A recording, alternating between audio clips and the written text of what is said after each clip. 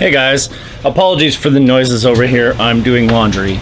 I'm re-uploading this video. I uploaded it last night and a comment was made to me immediately that pointed out I was wrong about something I was ranting quite a bit about in this video. I'm gonna leave the rant in. Listen, not all of us are perfect and we don't all think, hey, I should go Google if maybe this other thing exists. When I was working on it, I thought, surely this person who's charged over $100 for this thing, included the correct parts. And again, one of the things that I kind of bitch about in here is that not only did he include these parts and say absolutely nothing about them, but then on top of that, it was the incorrect part when the correct part apparently exists. I don't know, I haven't seen it, but I just want to head off all those comments now in case there's others of you who are like, you dumbass, that part exists. Well, like I said, I'm not perfect and I didn't, go Google to see if that part exists. I assumed that what he put in the kit was what, he thought was proper for that. Anyway, enjoy the video. It's still a cool rebuild. My dad was super happy with it. I actually filmed this several months ago and it's been waiting in the queue. I was using VSDC video editor and I paid for the pro version and that program is still garbage. Last night I decided to get DaVinci Resolve 19 and holy crap, is it a gajillion times easier and more user-friendly for the stuff that I do than VSDC could ever dream to be. So I'm super happy about that. I'm pumped to be putting out some better content. But yeah, please don't bitch at me too much about my rant. I understand now that apparently the right part does exist. I am still mad that he didn't include the right ones or any instructions or information about it. But anyway, enjoy the video. I'm re-uploading this, and also I believe the guy's name was Peter. Thank you so much for your comment. Seriously, yeah, good information. That's it. Welcome, folks, to the next Verthine Guitar Works video. Today what we've got for you is my dad's Altec1567a. This is like a nearly 70-year-old, somewhere in there, 70 to 80-year-old preamplifier. It's pretty cool. It's not only tube with a solid state rectifier, which is pretty cool for the time, but it also has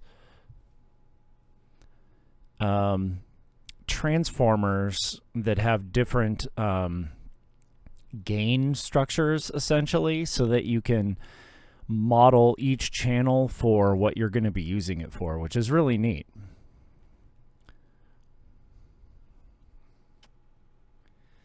As you see me get started here, I'm working on taking the old cap cans out. If you're somebody who's not done this before, a cap can is exactly what it sounds like. It's a capacitor in a can. And oftentimes, cap cans were used because they have multiple capacitors housed within the can. So you'll have 2 and generally up to 4 capacitor taps in each can that all have their own capacitance value and voltage rating. And with this being as old as it is, it's time for this thing to get the love that it hasn't had since it was made in many moons ago year.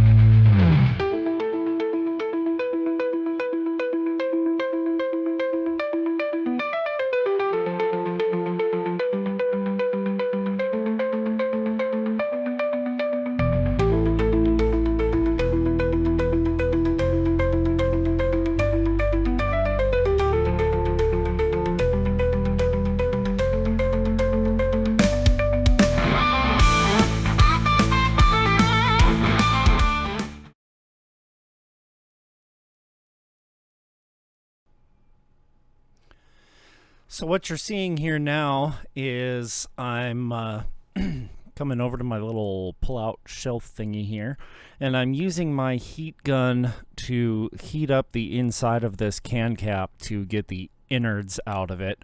They kind of seal it into place with this, I mean, it's essentially tar, and when you're going to restuff these cans, you've got to heat that up a little bit so that you can pull the insides out of it. And then while it's hot, you can scrape out any of that tar that's still left in the can. Don't use anything super pointy because the aluminum is fairly soft, and you'll put a bunch of like dings that kind of come out from the inside, if that makes sense. And you want to leave that, you know, looking as good as you can. So definitely be conscious of that. You'll see here in a second, I just used like a flat piece of wood that I found somewhere. But once you get that done, you get it all clean, then you're ready to restuff everything. So there you can see I've got it all hot. And it just pulls right out super easy. Should I be breathing that smoke? Probably not. Just, you know, keep it away from your face.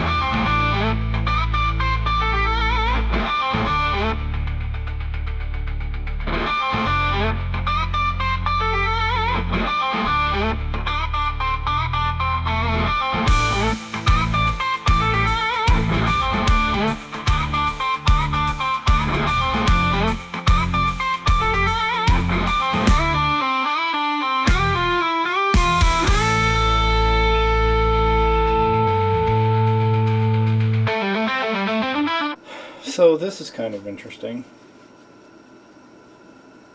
So the guy who supplies this kit is hifiaudio.com. He sells on Reverb and eBay and his website. And he has these really cool little PCBs that he has made that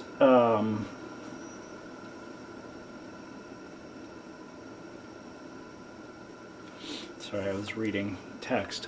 He has these really cool little PCBs that you can put the new radial caps on, right? So my thinking was, you put the new radial caps inside of these, you unstuff the old can, and then you reuse the mounting ring to go through the holes, the slots on the ends. You see these slots like around the outside edge? God, it's so hard to point and figure out what direction my finger's going. But these little slots in the outside edge here. This ring doesn't come anywhere near being the right spacing for those holes to actually do anything. So to be honest, I'm not even sure what the point of those holes is. Because if they're supposed to be for these mounting tabs, like I said, they're just nowhere close. They're essentially about the same as the body of the can itself. And there's no way that this dude expects you to create little tabs all around this can to cover these up. That's just insanity.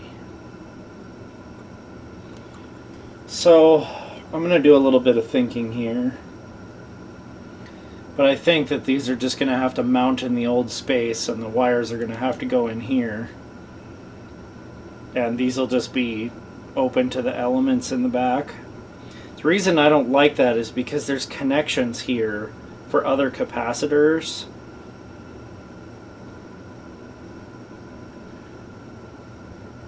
And connection, like this is the positive for this cap. And this is the positive for this cap. So, yeah, there's just no way for you to put the can back on. So if you use these, you can't recover these with the old cap can to make it look original. So that's kind of poopy. I'm not sure why he put mounting holes there that don't do anything. Unless he's thinking perhaps you would cut them out along that dotted line to fit it back inside of the can or something. But that wouldn't work either because those positives are way too far out. I don't know. They're really neat mounting tabs and I really like them, but I think his design leaves a little bit to be desired. So, yeah. Okay, folks. So after extensive conversation with my dad, who this is for, it's not very often I get to do stuff for family. My family is 700 miles away from where I live. And my dad is the only other nerd who would need me to rebuild something. This is his Altec 1567a that he uses to dub commercials, and he uses it with 2 tape machines to get real slapback echo. Super cool machine. They're world renowned. This thing's like 70 or 80 fucking years old. It's incredibly well built. It's just come time to recap it. Okay, so here's the thing. And I don't know that he is ever going to see this video. I'm going to show my face here while we talk about this. So I had my dad order a recap, freshen up service kit from Hi-Fi Audio.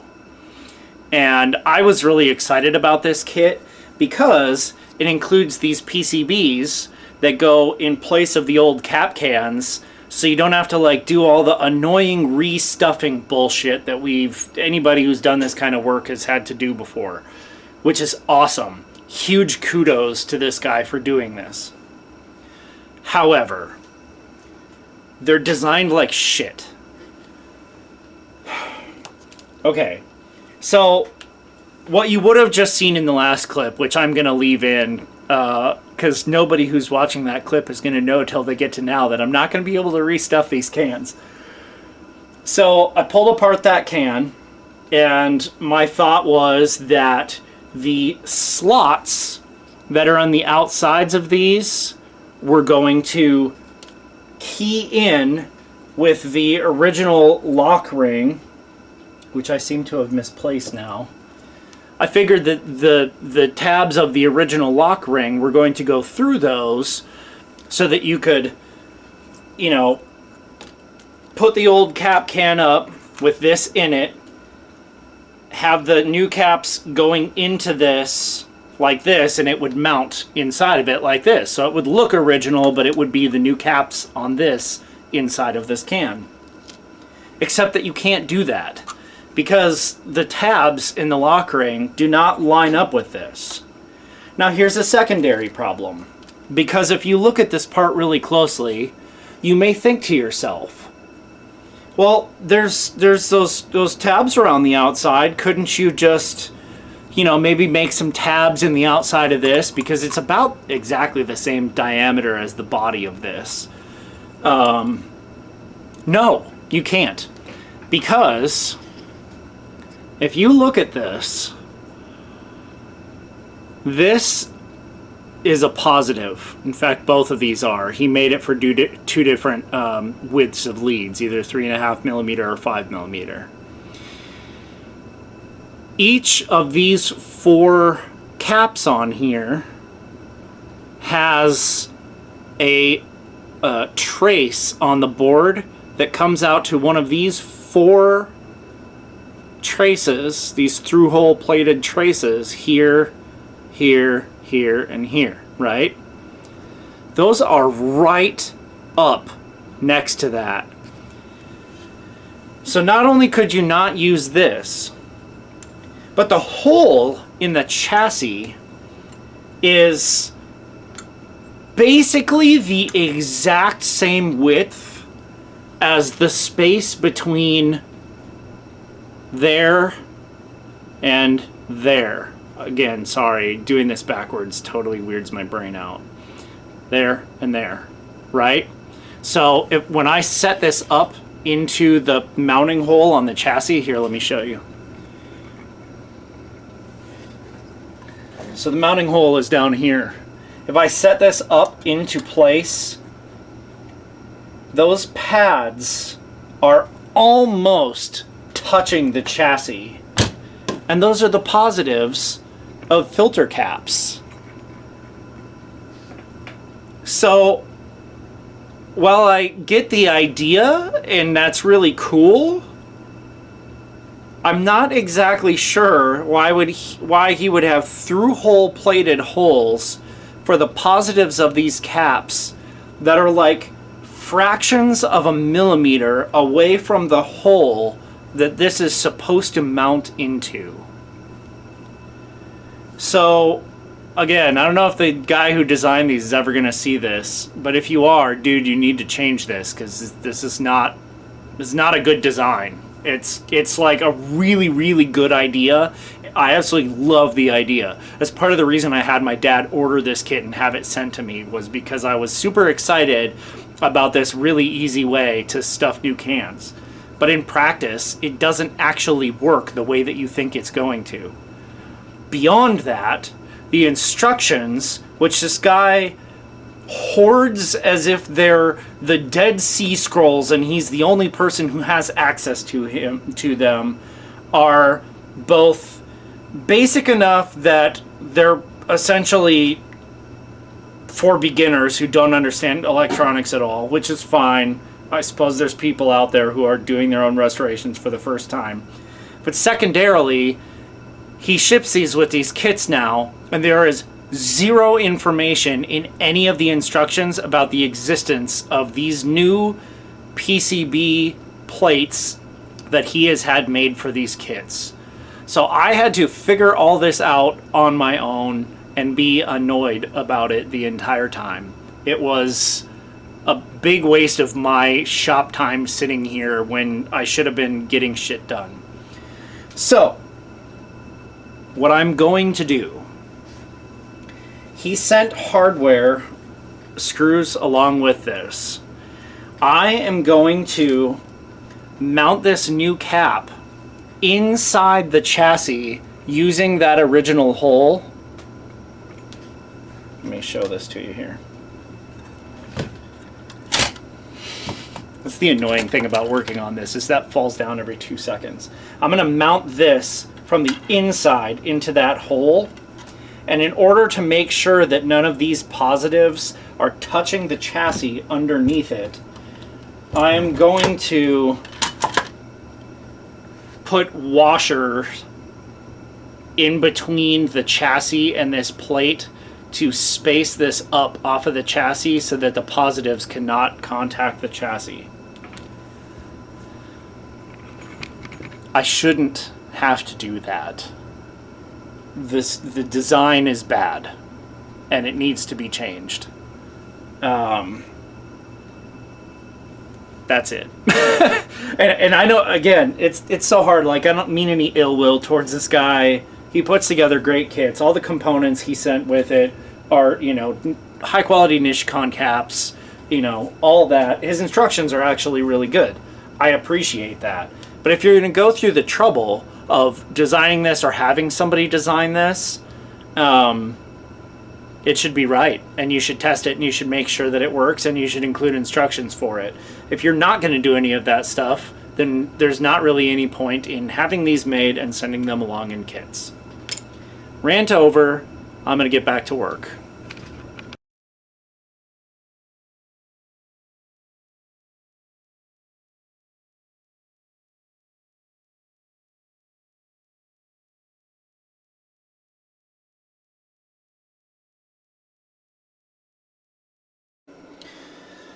Well, here we are.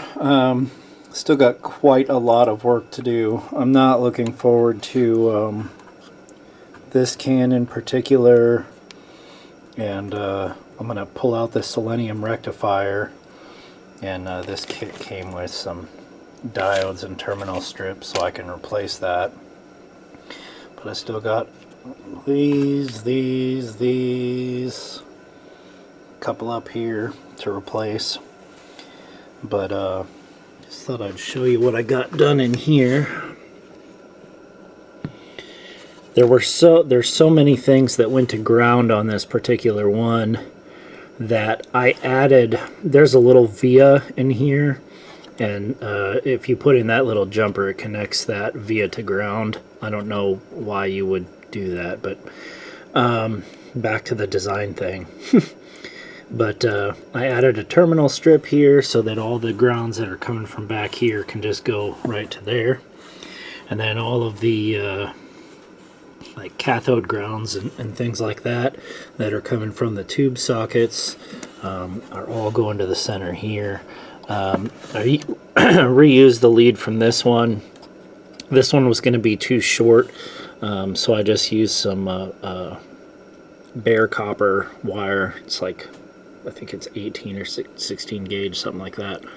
But got it sitting up off and all locked down and everything. And there's the one I did earlier. Got the 1 ohm balanced resistor in there. And yeah, it's coming along nicely. It's real slow work. I was going to come back down here and work some more tonight. Y'all don't know, it's almost 10. Which is not late for me, but I'm tired and I don't feel like staring at this thing anymore, so we'll come back to you in another clip probably tomorrow. Oh, it's kind of one of those interesting things where I don't really know what to tell you that I did a bunch of work. I just did a bunch of work. So, I'm sorry. So I got the cap cans replaced. One of them just had 2 small caps on it, so I left that hole open, and I just ended up using one of the terminal strips from my drawer, and you can see a new metal film there. It's just a half-watt metal film 470, and this is like the more major filter cap that's got dropping resistors on it. It's got a 10K, a 15K, and then a 4.7 down in here. But mounted real nice. And, sorry, over here we've replaced the germanium diodes with new 400 volt diodes. These came in that kit. I really don't like this cap that he added in here. I was able to get it mounted without touching anything else, but man, I tell you what, an axial would have been so much nicer right there. And over here we've replaced the selenium rectifier with 2 of those same diodes that were included in the kit. once again, the terminal strips that he included with the kit, I didn't like them at all. I didn't like where they mounted, nothing. So I ended up using a 3-terminal strip and just bent over the lead here. This is the spot for where the original rectifier was. I've got a lock washer in there, and then I also put just a little bit of super glue on the threads and on the side of that nut just to make sure that this doesn't move at all. But it's nice and strong there. It's not going anywhere. That's our new main rectifier input. Works nicely. Getting everything into this other cap was quite a job. I ended up using a lug for the grounding, just like I did with this one. You can kind of see the spider of grounds here. Apologies. Old crappy camera. So yeah, so I added a ground lug there, so I wasn't trying to just shove those all into one hole. Those little ground tabs have 2 holes on them, so I was able to sort of divvy them up between those. But yeah, looking pretty clean in there. You will notice, the more astute of you will notice that there are 2 coupling caps here, and there's actually one up underneath this as well that I did not replace. They did come in the kit. I didn't replace them for a couple of reasons. Number one, they're really fiddly to get to. The one that's up underneath here actually has a tab that's riveted to the side of this. It was a lot. Secondarily, I tested these 3 caps and they're all exactly on spec. So I just decided not to touch them at all.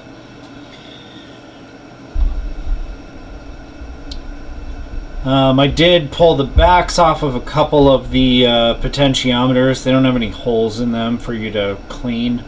A couple of them were a little intermittent, so I did get them cleaned. And you'll see down here, sorry, let me zoom in, that I added a thermistor. It's kind of like underneath there. I wrapped one of the legs around from the bottom to the top to kind of hold there, and the other leg opposes and goes the other way so that it can't go anywhere.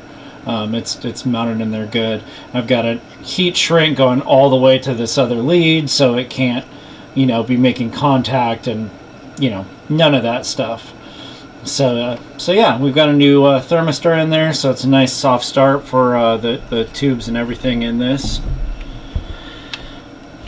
I did FaceTime my dad and got this thing tested while I was talking to him.